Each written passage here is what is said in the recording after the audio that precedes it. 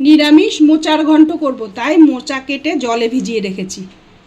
এবার কড়াইতে জল সহ দিয়ে একটু সিদ্ধ করে নেব। এবার একটু হলুদ দিয়ে দিলাম, অল্প একটু নুনও দিয়ে দিলাম।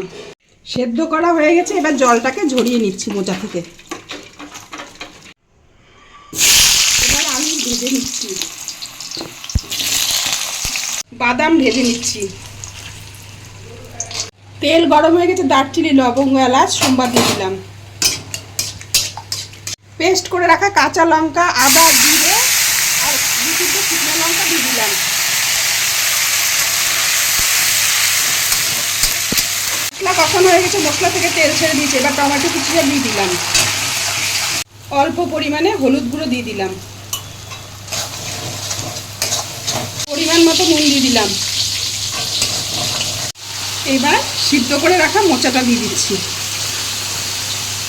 ভেজে রাখা আলু দিয়ে দিলাম,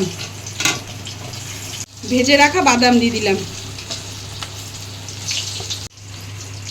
সামান্য একটু চিনিও দিয়ে দিলাম। এবার 1 টিস্পুন ঘি দিয়ে দিলাম উপর থেকে। উপর থেকে একটু গরম মশলার গুঁড়োও ছড়িয়ে দিচ্ছি।